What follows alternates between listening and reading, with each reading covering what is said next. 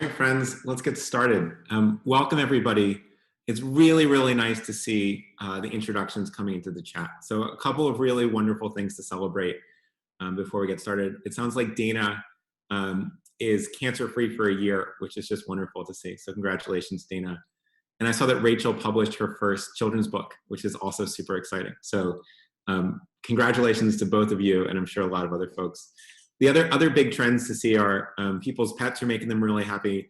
It sounds like there's really great spring weather across a lot of the United States, which is really special.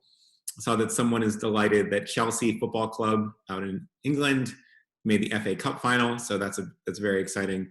And a lot of folks are having time with their parents or their grandkids or relatives that they haven't seen in a long time. So that is super, super exciting. I think big things making me happy this week.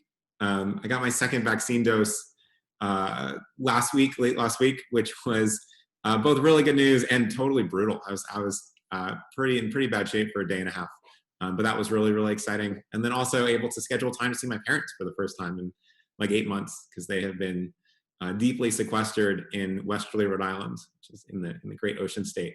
So they're really delighted to sort of be out of it and not just live on a Peloton and long walks, which is what's been true for basically a year. So good news is they're both down a lot of weight. Bad news is they haven't really left the house much in a long time. So that's exciting, and I'm sure that tracks the experience of a lot of folks or your parents or other folks you know as well. So lots of big stuff happening in the world. Thank you so much for making a little bit of time here to talk about Gen X. I'm super excited.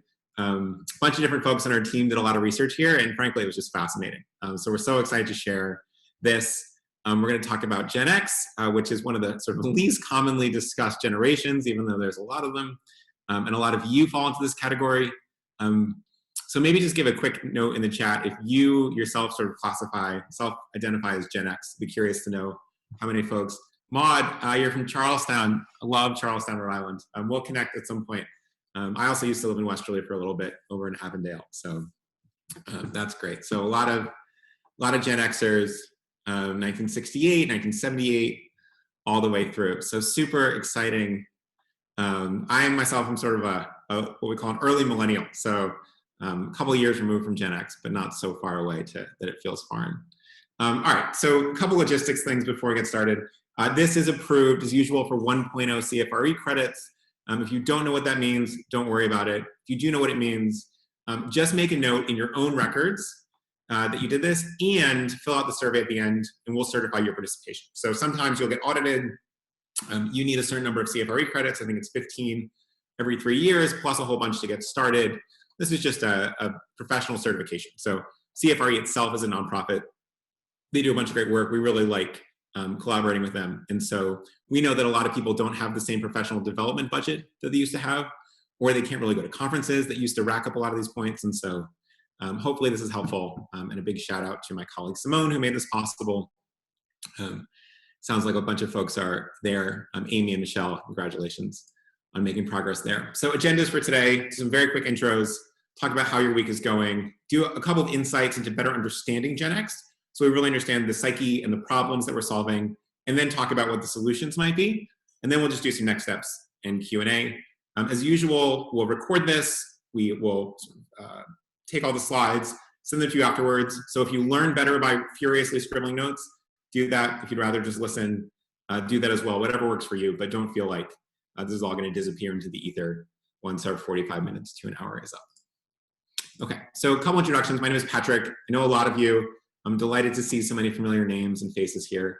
I get to work alongside my wonderful co-founder, Jenny, and together we are the co-CEOs of a company called FreeWill, which we love. Over 90 people at this point, actually crossed $2.7 billion this morning in terms of money raised in bequests and stocks and QCD giving. Just a really wonderful, diverse, super smart team. So I'm excited to be a part of it, and I know some folks from the FreeWill team are listening, and thanks for everything you're doing. Okay, sometimes we also like to give away books, and Simone, my colleague, and I were brainstorming what to do this week, and the most 80s of all 80s books, when you really dig into it, is this book called Bonfire of the Vanities by Tom Wolfe, which sort of defined the 80s in New York. And so, frankly, this book was read more by boomers than by Gen X, but it really sort of defines the 80s and the generation that a lot of these folks were born into. So we're going to give it away to 20 people. Just as a note, I haven't read this in a while. I do believe it has potentially some adult themes in it, so just as a warning if you're faint of heart. But nothing too crazy. Make a note in the survey if you'd like a copy and just tell us where to send it. Dana says, by the way, she hated that book and tossed it over the side of a cruise ship. So Dana, we're not going to send you a copy, but we'll send other people a copy, and we'll see. So give that a shot. All right, so let's talk about how your week was going. A couple of big things happening. One, as you can see, this sort of trend line of blue is happiness over time. You can see how it was all the way down below 20% at the start of the pandemic. Some ups and downs. The other sort of big decline was right after the election. There was so much uncertainty. And we're sort of going up and down, a little bit down from last week. About half of you said that you were feeling really happy this week. There's a little bit more of anxiety creeping in.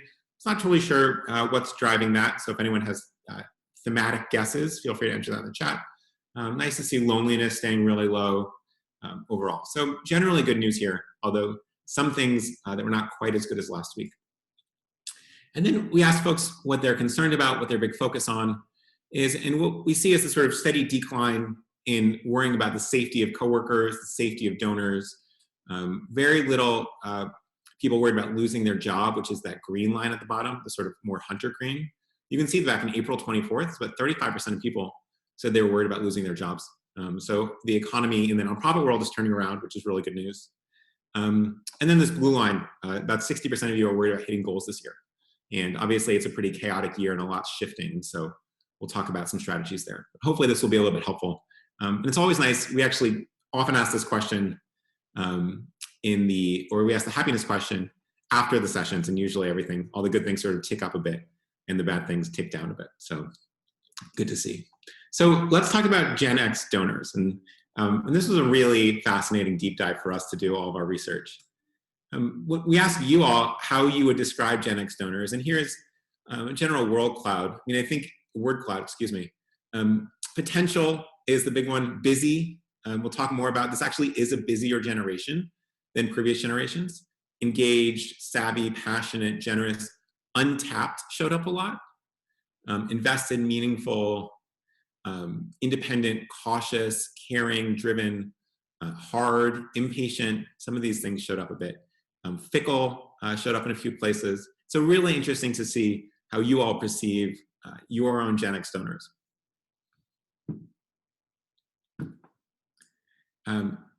All right, so let's sort of talk about who these people are and how they view the world.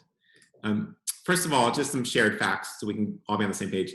Gen X is typically thought of as born from 1965 to 1980, which means they're turning 41 to 56 years old in 2021. So you have about a 15, 16 year age gap. Interestingly, the etymology of Gen X, the name Gen X is debated. Some of you know who Billy Idol is, famous musician of the 80s. His original band was called Generation X. And then later there was a famous book called Generation X. And so both of these sort of turn into the origin of why called Gen X. And interestingly, there is no Gen W, but Gen Y and Gen Z have sort of taken on this name. So interesting to see how that comes about. There are 65 million Americans who should be identified as Gen X. It's about 7 million fewer than either Millennials, generation below them, or Baby Boomers, the generation above them. So we'll talk more about why it's actually just a smaller generation than others in a moment. And maybe here's what it is. So two big reasons why this generation is a bit smaller than others. And you can see this sort of birth rate by number of children per woman, which is how demographers typically talk about birth rates in the country. So the first reason that there are fewer of these folks is that there are fewer of people who are old enough to be their parents. So if you look at this 1931 to about 1945 frame, which is through the Great Depression into World War II, there are actually just fewer people being born then. So there's more pressure on families.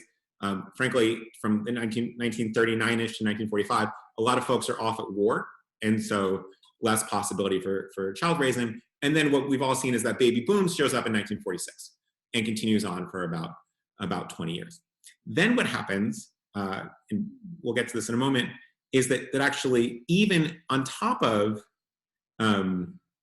having fewer of the parents to sort of potentially have these kids, we also see the 60s, late 60s, early 70s, and beyond is the first time that the birth control pill is widely available. And so actually there's more family planning options, and people ended up having fewer children across the board. You can see that it's not as though there are so many more children born per women when we get to millennials, but actually there's just a lot more people of the parenting age to have those kids. Let's talk about what defines this generation. So they're born when fertility rates begin to decrease. More women are also entering the workforce.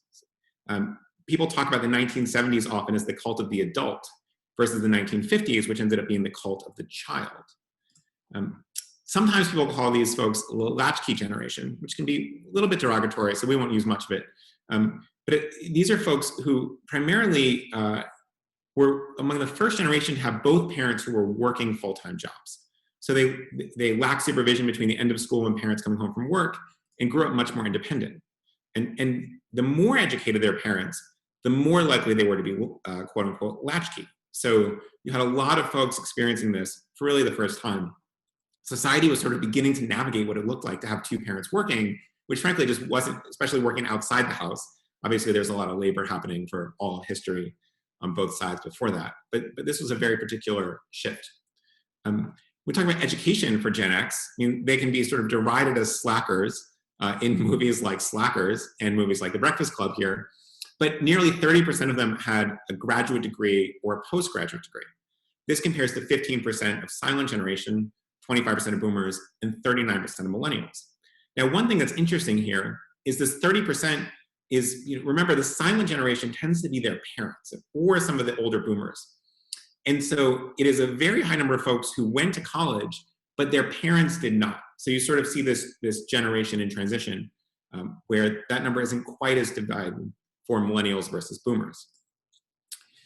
This was also, and this is depressing if you're a millennial, it's the last generation where higher ed was broadly financially rewarding, where the increased salaries from going to getting a higher education were so strong, and the cost of higher ed was significantly reduced compared to what it is for millennials. So really big gap there that made college a really strong path into the middle class or the upper class.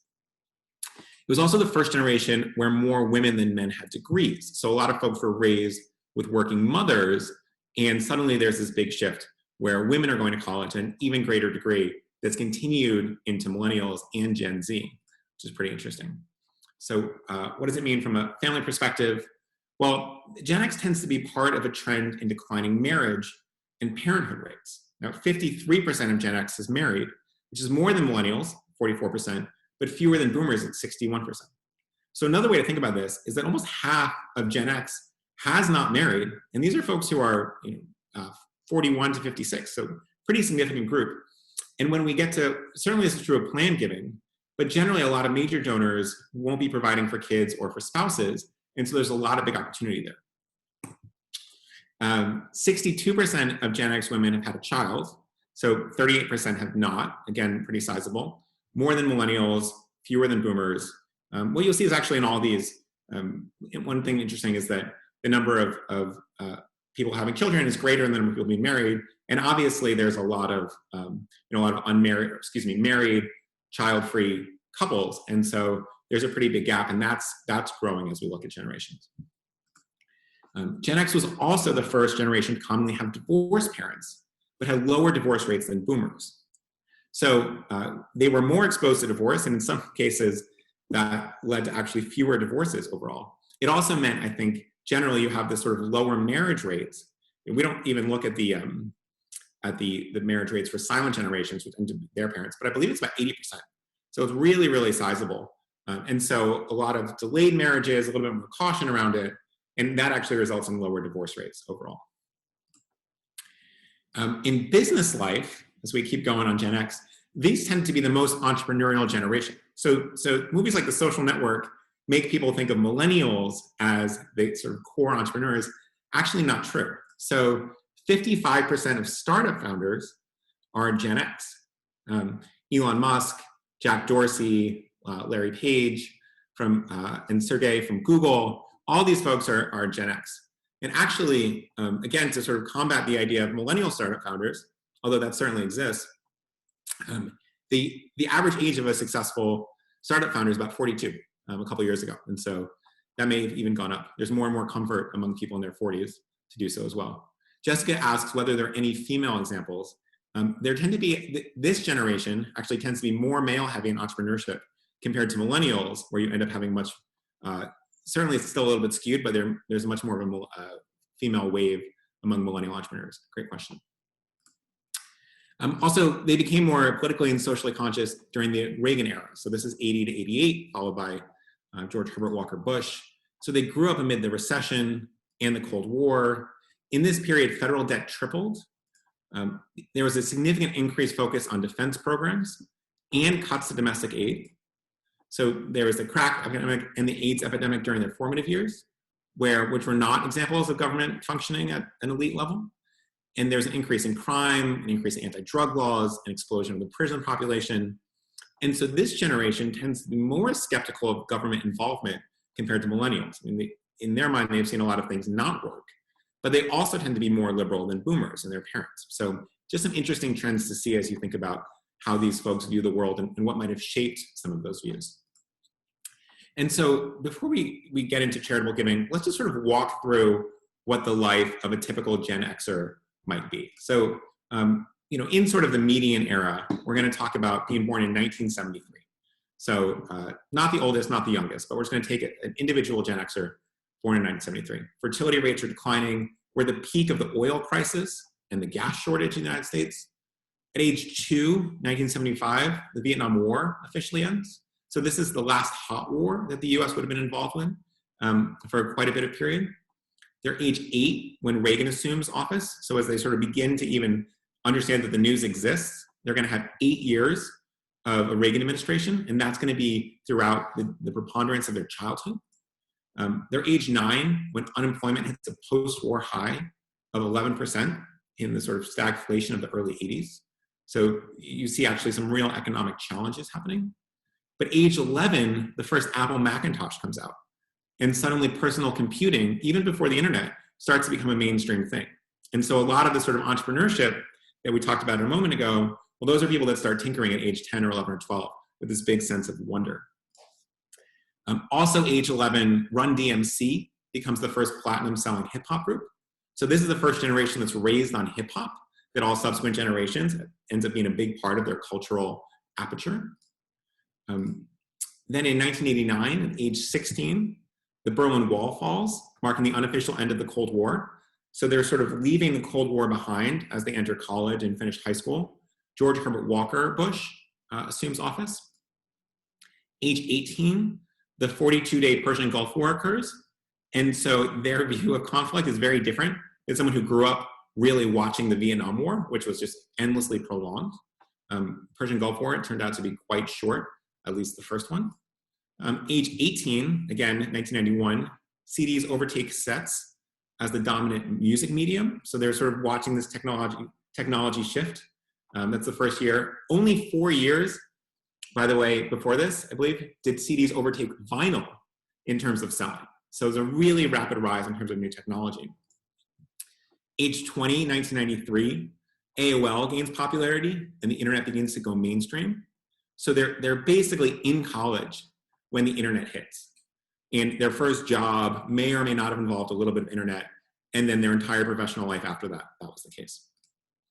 21, Nirvana lead singer Kurt Cobain, pictured here on the left, who personified the 10-year grunge music trend, dies of a drug overdose. Now, just quickly, a couple interesting things about this picture. This guy on the right, I don't know if anyone recognizes him, his name is Dave Grohl. Dave actually became the founder of the Foo Fighters, who was just sort of subsequently one of the great bands of the generation. And so just incredibly talented. And now, I don't know if you can see this, but the other thing, and part of my language here, Kurt's t-shirt says, corporate magazines still suck. And it's sort of striking because millennials almost never think of magazines. But also Gen X was the last generation to really be raised on magazines. You think about all this time pre-internet and into it. I mean, Sports Illustrated, Cosmo, Elle, Popular Mechanics, all these things sort of took dominant roles in shaping American culture. And so magazines were a big part of their lives to a degree. The millennials sort of can recognize a magazine, but don't necessarily associate it with cannot wait to get that next edition. So another big interesting thing. A bunch of people say, I still get magazines as a Gen Xer, but yeah. I may have, sorry, thank you. I misstated the cause of death for Kurt Cobain. Thank you for fact checking me. So it was suicide and not overdose, which is still sad. So thanks for that. We'll change it up on the slides before we get there. All right, and then as we continue, age 27, so sort of at the end of the beginning of your professional career, the dot-com bubble bursts and things fall apart. 28, 9/11 happens. At this point, cell phones are ubiquitous, which was not necessarily true for much of their childhood. That's the beginning of the war in Afghanistan. At age 34, the first iPhone is released, and things like smartphones quickly become ubiquitous. And that leads to more things like Instagram and Uber and all these other smartphone-enabled businesses that really changed the way a lot of people live. Age 34, housing crisis and the start of the Great Recession. So there's huge loss of wealth for this population and their parents. Age 37, Blockbuster files for bankruptcy. So suddenly, this is one of the first generations. Again, magazines were obviously a huge thing. They were the first folks to be raised on VHS and DVDs. And this idea that you could actually have some control over when you were watching things, which is now sort of obviously a given for folks in Gen Z. But this whole shift, and then at 37, they watched, all these things fall by the wayside. Age 42, so already 42 years old when the Supreme Court rules in favor of gay marriage, continuing a trend towards sort of social equality and increased freedoms that they've seen over their own lifetime. And at 47, obviously COVID happens, historic societal shifts, also the first female president or vice president is elected. And so, folks are almost 50 by the time that happens. So, quite striking as well. So that's sort of a summary of what you might think of having experienced this. Sorry about the Kurt Cobain era, we'll fix that going forward. So how has this sort of shaped charitable giving behavior? Now that we can sort of, stood inside their Air Jordans for just a moment, what does it mean and what does it mean for fundraising? Well, a couple things are just fundamentally different about Gen X compared to other folks. So 29% of them volunteer their time, which is the highest of all generations. Now, I wouldn't have guessed this. I would have thought it was more retirees or older folks. But it's sort of this deep in-person engagement that they tend to have. And so a higher volunteerism rate than any other generation. They also make up 20% of all donations, and this is rising quickly. We'll look at this in a moment. But it's pretty striking to see how quickly they're becoming a dominant force in philanthropy across the board. Now, another thing that's interesting about Gen X and different from other organizations is they actually give to fewer organizations and give more to those folks rather than spreading thin. So certainly it's the case, you have some folks who are in the silent generation or the baby boomers who would just sort of give to every direct mail appeal. And Gen X is a little more skeptical, and they do a little bit more research, and then they actually just funnel giving to larger gifts to fewer organizations. So getting these donors is really important because they'll be more sizable even if their overall giving portfolio is about the same. It just has fewer slices of the pie to divvy up. A couple other interesting things to look at their behavior. When they start ranking different areas, setting aside Gen Z, which really isn't giving a lot of philanthropic dollars, they're one of the only places where worship or religious services are quite low on this list. So worship is actually the top place of giving for millennials. It's the second for boomers, and it's the top for matures, also called the silent generation. In Gen X, it's not even in the top 5. And so you start to see some shifts in behaviors there as well. Interesting to see millennials coming back up there compared to boomers. And so, yes, quite surprising for some folks, but just tends to be the case. So local social service, health, animals are really high here. Children's emergency relief is really high, and so on and so forth. So quite striking when you look at, health is number 4 for millennials. It's number 3 for boomers. It's number 4 for matures or silent generation, and yet top thing for Gen X.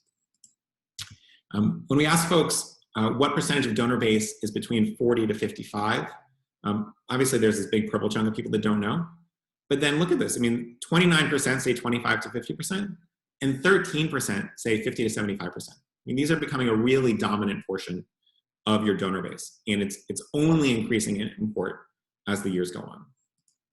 So what does that mean here? What should we actually do about it? How should we think about these from a philanthropic standpoint? Well, the first thing to remember is that these people are in their peak earning years. So Gen X is finally hitting its earning stride. They were the hardest hit by the 2007 recession. Millennials hadn't really gotten their careers started yet, so it wasn't a big deal. Boomers were already pretty established. Gen X was square in the middle of it, and boom, tons of jobs were lost. Tons of wealth was lost in the stock market and the housing market, but they fully recovered from that. Since 2010, the median net worth of these households has risen by 115%. So it's more than doubled in 10 years. And you can start to see that these are your new wealthy donors. They make up 25% of the population, but 31% of income, which is really important to know. The pandemic, the last year, has actually accelerated all of this wealth building. So some of you will recognize the photo on the left, but there are only two real ways to become wealthy enough to become a major donor. So you can earn through compensation, or you can grow investments. That's sort of the first one, right? Or you can inherit wealth, right? What some people would call the old-fashioned way of getting rich. So those are really the ways that you can become a bit wealthy enough to become a major donor. And what we need to understand is that Gen X is at their peak years for all three of these paths, and pandemic has only accelerated them. So the job market now, especially for folks in sort of the middle and upper end of their career, is actually quite hot, while it's still a little bit more challenging for folks that are younger and in the service industries. The stock market, as of last week, was at record highs. And the silent generation, which is their parents, who have a ton of housing wealth themselves, are all passing that on to Gen X this year, next year, and so on and so forth. So this is going to be a little bit wonky in terms of the data, so we'll spend a moment on it. But if you look at this graph on the left, the share of households, what you can see is silent generation from 1989 to 2020 obviously drops precipitously. Why is that? Well, some of them passed away and more people are born. So pretty simple. Same general trend in boomers. Gen X peaked a few years back in terms of share of households, and then millennials are obviously shooting up. Just simple fact is that they're being born and moving into sort of leading households as opposed to being children. Now, if you look at the share of wealth, the silent generation is now down to, let's call it 15% in 2020 in terms of how much wealth. Boomers are still massive, right? So most of your fundraising is going to be focused on baby boomers. Look at that, they own half of all wealth in the country, and then the other three generations sort of break up the other half. But Gen X here is peaking really hard, right? So they're at about, call it 20, 28%, 30% now. And that's, you can see the curve of that. So if you think about what 2, 3, 4, 5 years in the future looks like, it might be 5 to 15 years before they're half, but it's pretty considerable. And then millennials, obviously there's a lot of focus sometimes on fundraising for millennials, but that little baby triangle in that bottom corner is millennial share of wealth. So those of you that are millennials like me, it's sort of depressing, but as a fundraiser, it's really important to understand that we sort of need to look where the light is. And the biggest chunk of resources right now lives with boomers. The fastest growing chunk lives with Gen X. And so these folks are really, really on the rise. What else has happened? Well, the pandemic was a turning point for Gen X. So there's a huge housing boom right now. Those of you that live outside major cities are seeing houses go up pretty considerably. And more than 2/3 of Gen X are homeowners. So this is really benefiting them across the board. Over the past years, there's been about a 10% increase in home equity, which is, can be quite a bit of money, especially if you're levered up and only paying a portion of the mortgage. And now they own 27% of US household wealth compared to 17% only 4 years ago. I mean, this is a dramatic shift. This is almost 50% growth. In fact, it's more than 50% growth, I think, in just 4 years. And so huge spikes in terms of overall wealth building of Gen X. The other thing to see is that they're seeing huge returns in the stock market at the moment they're investing. So a lot of these folks would have started to invest in 2010, 2011, et cetera, as they began to reach the early years of their strong earning potential. And the stock market grew more than 16% in 2020, but it's probably up by a factor of 3 since the 2008 crash. 56% of Gen X owns stock, which means there's a huge opportunity for major giving. So people are much more comfortable, they're more digitally savvy, So they're opening accounts in things like Robinhood and Charles Schwab and E-Trade. It's also the case that frankly, with more women in the workplace, you have a greater percentage of the population that's exposed to business and money and salaries and all those other things, and more women have their own income and salaries to be investing as well. And so there's just a much larger percentage of people who are invested generally. And as we mentioned earlier, they're about to inherit significant wealth. So all of the silent generation, their investments have been going up and up, their houses have been going up and up, and those will be passed on to Gen X this year, next year, the next 5, next 10 years. And so they are poised to inherit almost $40 trillion over the next 2 decades, which is obviously just an enormous amount of money. And they'll be thinking about what to do with it. And again, a lot of these folks don't have spouses or they don't have kids. And so the idea of where that money might go, well, you would guess that they'd actually be more philanthropic than someone who has 6 kids, and just sort of a natural logical conclusion as well. Insight 3, this is a moment in transition for Gen X. So they are moving from annual giving to major giving, and our role collectively, and your role at a responsibility to your organization, is to help this transition happen. So these folks are about to be, if not already, some of your most important donors. So they already give 1/5 of all gifts over $100,000, right? We start talking about transformational gifts. More and more of them are coming from Gen X. 73% of these folks are already annual givers. So you have a really big pool of folks who have been giving and giving and giving, and at the same time are getting wealthier and wealthier and wealthier, and so are ready to make that leap from $50 a month to potentially $40,000 a year. And so how we steward folks from A to B is going to be one of the defining questions over the next few years in a lot of fundraising. They are, as I just mentioned, rising share of total wealth, more likely to make larger regular donations, and over time, just because this is the way time works, boomers will make up less and less of the population and less of the philanthropic pie. So the Gen X will be really taking their place as the dominant drivers of philanthropic giving. You can see this trend already start to happen. So again, I'll try to go a little bit slowly here, but you can see in 2010 and 2013 and 2018 how the average amount of giving per year per generation goes up and down. So millennials obviously going way up. We finally have jobs, we have a little bit more savings, we're getting older. Gen X also going up, boomers going down, right? Because more folks are in retirement and living off their retirement, and matures going down as well. So you can see Gen X is not that far from crossing boomers in terms of average donation.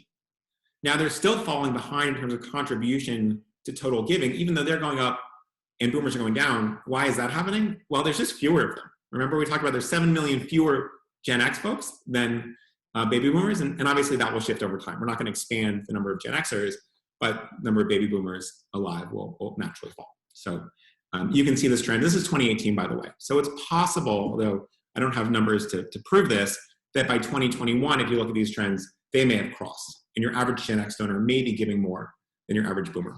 We'll see. It's hard to know. Insight 4, Gen X, again, potentially because they're just sort of more business savvy than previous generations, they care way more about tax-friendly gifts. So 42% of Gen Xers see a gift's tax-deductible status as a big motivator. This is twice as much as any other generation. I mean, wow, this is one of the most surprising things that we came across. And so no one else is above 21%, and yet Gen X really, really thinks about this. And partly they're giving larger gifts to fewer organizations, and so they have more time to think about the how of their gift and not just the how much and to whom. And some of you know this, but only 10% of Americans take itemized deductions on their taxes. And so these folks are now looking for tax-friendly ways to give. And if they can have these types of gifts, they'll make a much bigger impact. Just as an example, and some of you know this, getting donors to give stock instead of cash will save on taxes, potentially up to 70% of their gift in some states. So I know some of y'all are from New York, or many of you have New York donors. One of the things that's happened in really the last month is New York is starting to implement a higher tax rate at the highest marginal levels for a lot of their high earners. And so suddenly some of these gifts become even more appealing, especially if you're a millionaire in California, in Massachusetts, in Rhode Island, in New Jersey, or especially in New York, and especially New York City, that now has the highest marginal tax rates in the country at a high earner level. So Super interesting stuff here. And just to sort of summarize, these are folks who are in transition. So this is a moment of change. They're getting older, they're paying off debt, they're acquiring wealth. Some of them are becoming the oldest generation in their family, which is obviously a big sort of mental transition. And so now is the moment where they're starting to recenter. They're sort of moved from young adults to full-blown adults. And you can play a role in starting to educate them on impactful ways to give. There are big opportunities also for plan giving. We'll talk about that in a moment. This can be counterintuitive, but actually is a really important insight as we think about stewarding folks, especially because, remember, they only give to a few places. So you really want to hold these people close as you do it. Many are never married without children. This leads to larger gifts overall. And they're also starting to make their estate plan. So there's an opportunity in plan giving. We'll talk about that in a second. So what might you actually do with these folks? Well, there are a couple of avenues that people use to reach Gen X donors. Email is obviously the top one. Direct mail is really falling off for this generation. 68% say social media, only 54% say direct mail. My guess is that shifts over time downwards. Events, et cetera, phone calls, in-person visits, 19%, right? So what you see is the traditional model of, may I come over for coffee? And someone's bringing out a tray of tea and a couple of snacks that you might use with silent generation donors doesn't really happen to the same degree with Gen X. So 81% of organizations aren't doing any one-to-one visits with this generation. And then text messages, actually really important. And I think if we do this in 2 years, text might be halfway up this list. So big shift, some video calls, et cetera. So here's the full list, just so you can all see it before we get to the next session.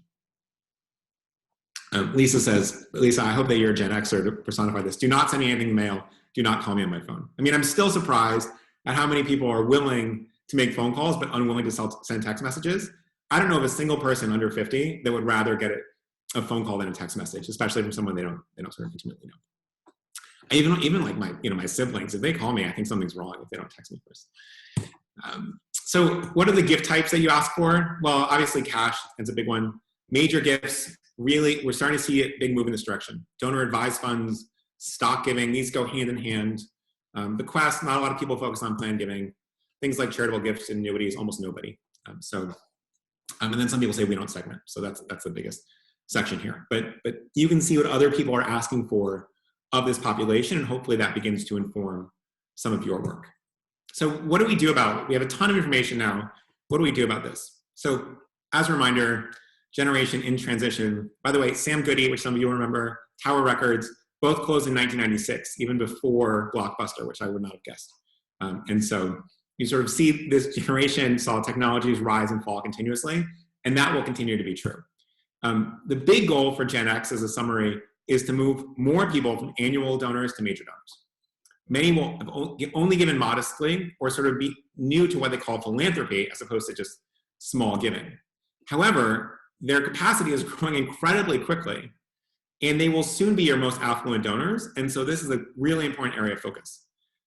Also, and this is really, really important, these people are wealthy but not retired, which requires a specific approach.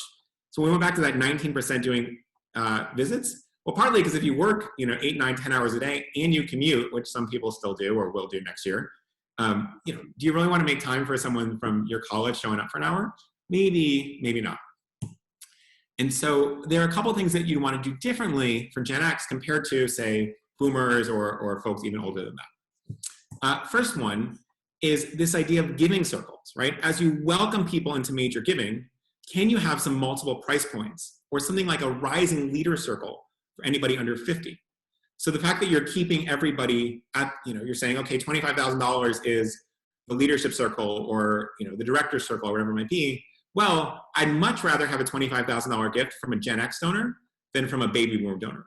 Why? Because that Baby Boomer donor is going to give $23,000 next year. That Gen X donor is going to give $32,000 next year.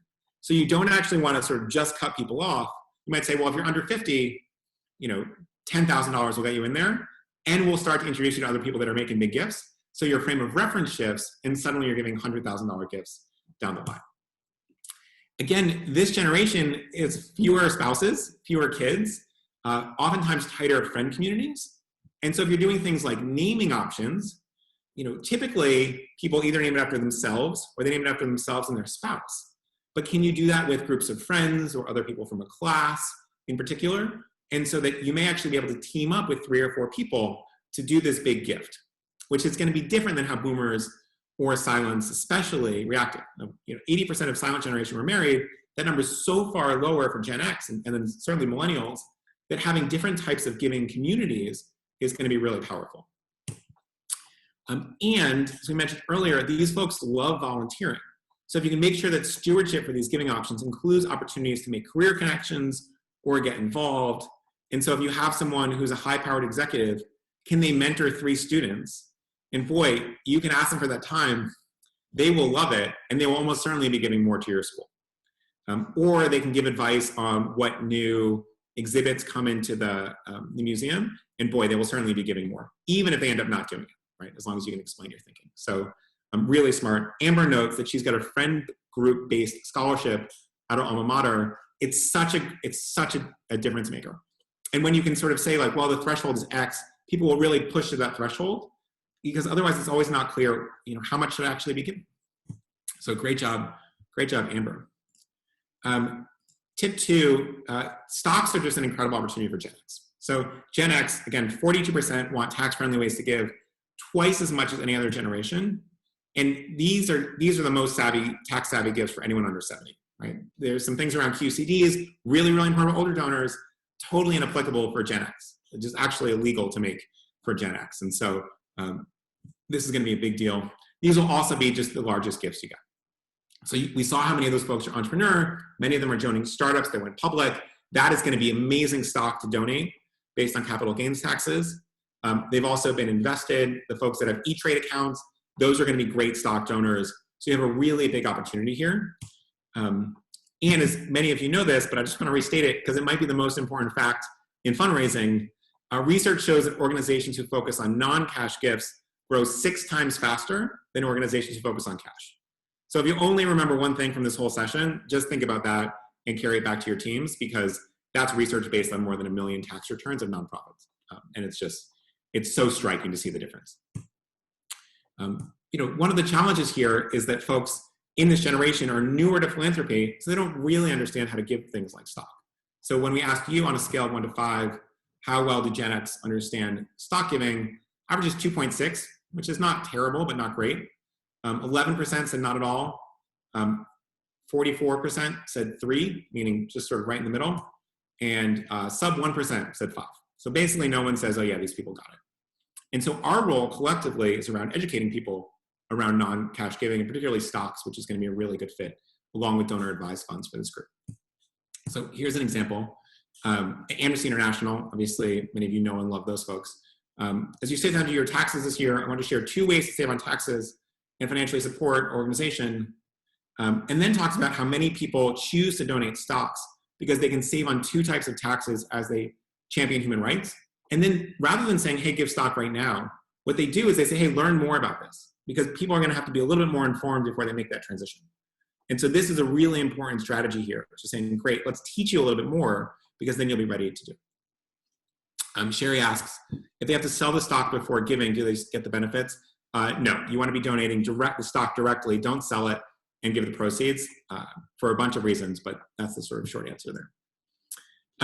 Tip 2, make sure your website isn't just built for retirees. And this is actually a classic mistake that we see a lot. So this group is wealthy, but not retired. So they're still really, really busy. And there's no stay-at-home spouse of either gender in most cases. So that's a big shift as well.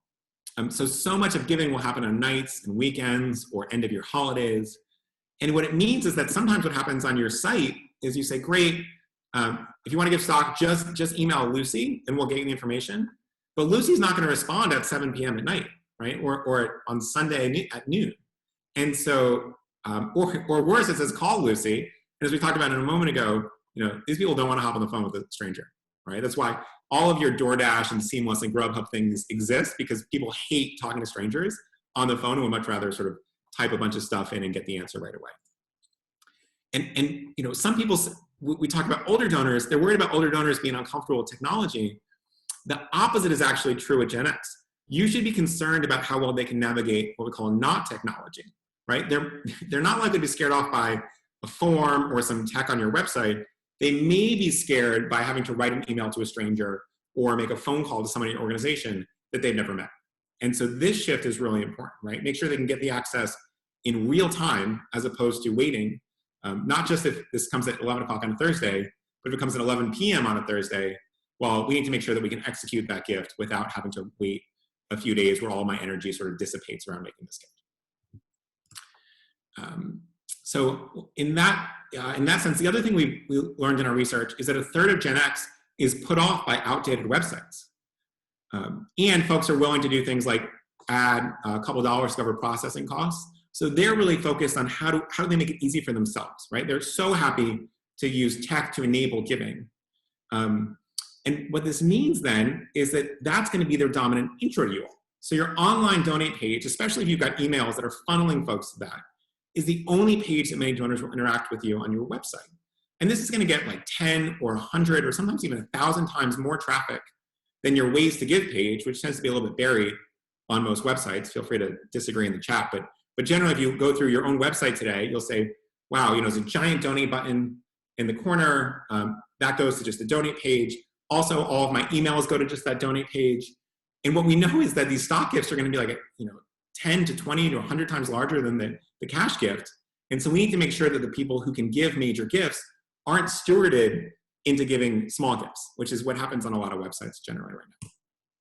And so you want to be suggesting stock giving, not just on your ways to give page, but on your donate page. And you may also suggest donor advised fund giving as well, and even real estate in some contexts. So you just don't want to be getting an $80 gift when you could be getting an $80,000 gift. And that's sort of how the math works. One small note before we go forward is a bunch of my colleagues who are doing great work are creating a whole new best-in-class research report on stock giving to help you get better at fundraising these gifts and help create some benchmarks across the industry. So in the follow-up email to this session, we'll include a link to that. And if you can just fill that out, it should take moments, but it's super helpful and it'll be really useful to provide you with benchmarks around what other folks in your sector are doing, et cetera. So just take a few minutes to fill it out, please. That would be really, really helpful to us. And then tip 3 before we wrap up. One of the things that is commonly missed is that this group is actually a wonderful opportunity for plan giving. Now, that doesn't really make any sense. Some of them are only 40. Those gifts might be coming in 45 years. Why would we talk to them about plan giving? Well, part of it is that they're making their estate plans now, and they represent an outsized share of bequests. If you capture these bequests, you'll also capture more real-time dollars from the same people. So why is that the case? Well, research shows that people who make a planned gift increase real-time giving by 75%. And it identifies your diehard supporters. So remember that how Gen X only gives to a few places? Well, you want to make sure, okay, well, Sharon is one of my people. She thinks she is all in on our organization. Let's go steward the heck out of her. And also, some of these planned gifts, it's going to identify their asset levels. So if they say, hey, I left you $140,000 in my will, obviously it's not going to happen for a while. Suddenly you're like, wow, this person probably has a decent amount of funds if we're getting $140,000 out of their whole estate, or maybe it's $300,000. Let's go talk to them about, well, would you like to advance some of that gift? Would you like to talk about some naming opportunities, joining the leadership circle, et cetera, like that. So you can actually use it as a way to identify major donors instead of just major donors, major giving, identifying potential plan giving donors. And so this inversion of the pyramid is happening more and more. People are really identifying folks that are making plan gifts and then saying, great, let's walk through the museum and see what kind of change you might want to make today and what kind of giving opportunities are there as well. So this is a really big, a big sort of reframing of it, but the folks that are doing this do it really well and have a lot of success. So super important. All right. And so one obvious option there is just including plan giving as one of multiple options. So you can give a cash gift, you give stock, you can use Amazon Smile. Gen X is huge into e-commerce, so that might be helpful. Or they can leave a planned gift. And so this is something from the Fairness Project that just sort of exemplifies what this actually looks like. Okay, so that's sort of all we have on Gen X. A couple of resources. We already talked about the Tom Wolfe book. I hope some of you will enjoy it. I'm looking forward to giving that away. So just make a note in the survey. My colleague Simone is going to drop the survey chat into the chat right now. So feel free to fill that out. Thanks, Simone. Also, we put together a couple of things on stock giving email templates. So some of you are really excited about soliciting stock gifts, but don't necessarily know how to talk about it. So we've done a bunch of that stuff, all free, lots of hard work, not by me. Thank you, Magda. Thank you, Simone, and some other folks for putting that together. And then we put together a whole plan giving report as well to help you understand what are the big trends happening in the sector. So if you'd like this, feel free to make a note in the survey. And yeah, and then last sort of quick things. On Thursday, April 22nd, which I believe is in 2 days, we'll do a quick demonstration of what planned and major giving tools other organizations in your industry are using, and a bunch of case studies with Alyssa and Josephine, who are just wonderful. And then there's also an option in the survey if you want a one-on-one demo of a stock tool, or request tools around QCDs for older donors that have now raised about 2.7 billion. So super exciting stuff there. Please fill out the survey. Next big session is around successful stewardship for planned and major giving donors. That will be May 4th in a couple weeks. And then here's my email address. So now we're gonna do some questions. We're gonna take about 30 seconds break so I can read the questions, get some water, and then we'll tackle them for a few minutes before getting everybody off the call with a little bit of time before they're 1 o'clock. So good question.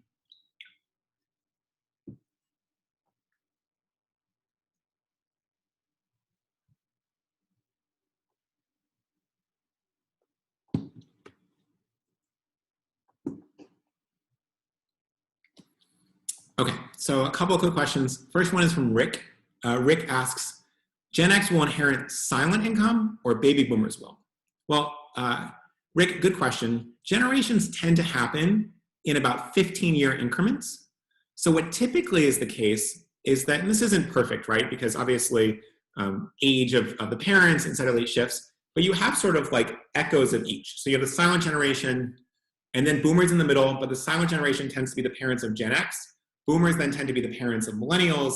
Millennials are obviously not the parents of Gen Z, which might be the easiest thing to see. In fact, they're sort of a TBD next generation that we'll have to name at some point that are mostly going to be the children of millennials. And so that sort of skip level conversation is how you might think about it.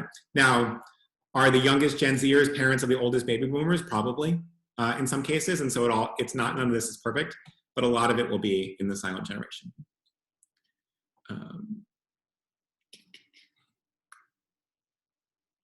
Alex says, can you define non-cash gifts? So when we talk about non-cash gifts, and this is anything that is just not a credit card, a check, a money order. So stock, real estate, giving out of IRAs, donating cars, donating boats, all these things that are just actually not pure money changing hands. So the downside of them is they can be a little bit more complicated. The upside is they tend to be much, much larger. And so all of the sort of largest nonprofits that you know of do a ton of giving in this area. And so this includes, by the way, planned gifts, which sort of is, can be cash, but it's allocated in a will or trust. Super, super important. So a couple more questions. With Gen X preferring online interactions or tech, I wonder what Patrick's thoughts are on the future of major giving officing roles. Will MGOs be relevant for this generation? Or is there a different way we should approach these donors on an individual level, aside from our public website? So Hillary, I think the good news is, the bad news is your job will be different in 10 years. The good news is you'll probably be more effective, and there may even be more MGO roles. So what do I mean by that? I mean, right now, a lot of the MGO role involves, okay, I'm going to Tucson, I've got a major donor in Tucson, I've got 3 other donors who are sort of medium level, I'm gonna try to meet them, because I'm in Tucson anyway. I spend a lot of time at a Days Inn, I spend a lot of time driving around at Hertz and other things like that. And then I have these conversations, and we do those a couple times a year, and eventually close a big gift. It's a good process, and it works. What we see is that Gen X is much more comfortable with texting, with Zoom calls, and so suddenly, my hope is that not only can you meet with a lot more folks, because personal connection is still really valuable, but you'll have more strategic conversations with them more frequently, and not necessarily in person. So both you yourself will be able to meet with a lot more people and a lot more donors, making you a lot more effective. And hopefully your quality of life goes up too. We can actually just cut down on some of the travel as well. So I foresee that as one of the big shifts in the MGO role over the next few years. I think it's frankly going to happen much faster than it would have otherwise with the pandemic, because older donors are also getting much more tech savvy and comfortable this way. But I would say that's a big shift. So let's also keep in mind, by the way, that Gen X, while they are wealthy and not retired, at some point they will retire and may have more time. And so it may be that they become more amenable to visits in 10 years than they do now. We are almost out of time. So one last question is, does Gen X donors use Bitcoin? The answer is yes. Millennials use it to a greater degree, but in the future, we'll actually do a whole session at some point on cryptocurrency and donating, because that's a really, really interesting dynamic. And I think everyone's still figuring it out. So we'll do a bunch of research there and share what we can. So let's wrap up there. Thank you all so much for taking the time to push yourselves and learn a little bit more over this hour. It's just delightful to see everybody. And it seems like there's a lot of good things happening around the country in your work and in your lives. And so I hope you're feeling good about that. It's been obviously a pretty chaotic year. And so as spring and summer hit, I hope you're really making the most of it. And I hope that more of you don't come to these because you actually get some vacation along the way. So talk to you soon. Looking forward to seeing you on May 4th. But you can always shoot me an email at the email address that's below as well. So thanks so much, and talk to you all soon.